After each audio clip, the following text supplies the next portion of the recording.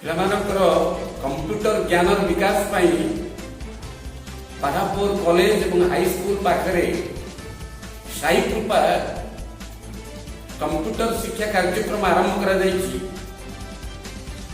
ଏ କାର୍ଯ୍ୟକ୍ରମ କରିବା ଦ୍ୱାରା ଏଠିକାର ବହୁ ଛାତ୍ରଛାତ୍ରୀ ମାନେ ଉପକୃତ ହେଉଛନ୍ତି। ତାଙ୍କୁ ଆଉ ଦୂରରେ ଥିବା ରାଜନଗରକୁ ଯିବା ପାଇଁ ପଡୁନାହିଁ। ଏଠି ସୁନ୍ଦର ଭାବରେ ମଧ୍ୟ ଶିକ୍ଷା ଦିଆଯାଉଛି, କମ୍ପ୍ୟୁଟର ଶିକ୍ଷା, ଯାହା ଫଳରେ ପିଲାମାନଙ୍କ ଭିତରେ ବହୁତ ଆଗ୍ରହ ସୃଷ୍ଟି ହେଇଛି। କାରଣ ବର୍ତ୍ତମାନ ଯୁଗଟା ହେଉଛି କମ୍ପ୍ୟୁଟର ଯୁଗ। ତେଣୁ ପିଲାମାନେ ବହୁ ସଂଖ୍ୟାରେ ଆସି ଏଠି କମ୍ପ୍ୟୁଟର ଶିକ୍ଷା ଦିଆଯାଉଛି। ବିଭିନ୍ନ କମ୍ପ୍ୟୁଟର ଶିକ୍ଷାର ବିଭିନ୍ନ କାର୍ଯ୍ୟକ୍ରମ ଏଠି ହେଉଛି।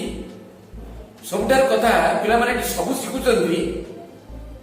ସେମାନେ ମଧ୍ୟ ଓଡ଼ିଆ ଡିଟିପି ଇଂରାଜୀରେ କରିବା ସଙ୍ଗେ ସଙ୍ଗେ ଓଡ଼ିଆ ଡିଟିପି ସୁନ୍ଦର ଭାବରେ କରୁଛନ୍ତି ଏବଂ ସେମାନଙ୍କୁ କମ୍ପ୍ୟୁଟର ପ୍ରାକ୍ଟିକାଲ ଜ୍ଞାନ ଦିଆଯିବା ସଙ୍ଗେ ସଙ୍ଗେ ଥିଓରି ମଧ୍ୟ ପଢ଼ାଯାଉଛି ସୁନ୍ଦର ଭାବରେ।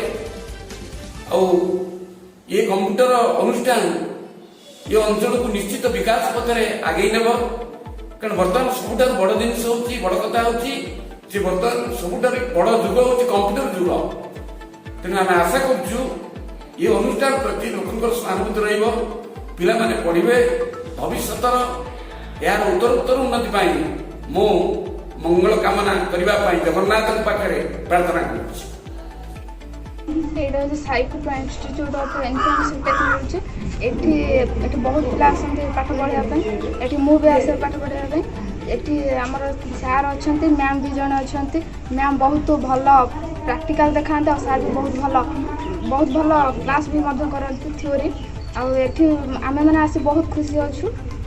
ଭଲ ଭଲ ପାଠ ପଢ଼ା ହେଇଛି ଆଉ ସାର୍ ବି ବହୁତ ଭଲସେ ପାଠ ପଢ଼ାଉଛନ୍ତି ଆଉ ମ୍ୟାଡ଼ାମ୍ ବି ମଧ୍ୟ ପ୍ରାକ୍ଟିକାଲ କରାଉଛନ୍ତି। ଆଉ ଏଠି ବହୁତ ଭଲ ପଢ଼ା ବି ହେଉଛି। ଆଉ ତାପରେ ବି ଏଠି ବହୁତ ମାନେ ପିଲା ଇଣ୍ଟରେଷ୍ଟେଡ୍ ବି ପଢ଼ିବା ପାଇଁ। ଆଉ ମୁଁ ବି ନିଜେ ଆସିକି ଯେତେବେଳେ ଆସିଲି ଏଠି ପଢ଼ିବା ପାଇଁ, ସେତେବେଳେ ମୋତେ ହେମନ୍ତ ସାର୍ କହିଥିଲେ କି ତମେ ଆଗେ ପଢ଼, ଦେଖ ତମକୁ କେମିତି ଲାଗୁଛି। ମୁଁ ବି ଯେତେବେଳେ ଆସିଥିଲି ସେତେବେଳେ ପଢ଼ିଥିଲି, ମୋତେ ବହୁତ ଭଲ ଲାଗୁଥିଲା। ସାର୍ ବି ବହୁତ ବଢ଼ିଆ ସେ ପଢ଼ାଉଥିଲେ, ବୁଝାଉଥିଲେ। ଆଉ ମ୍ୟାଡ଼ାମ୍ ବି ବହୁତ ଭଲ ମତେ ପ୍ରାକ୍ଟିକାଲ କରାଉଥିଲେ।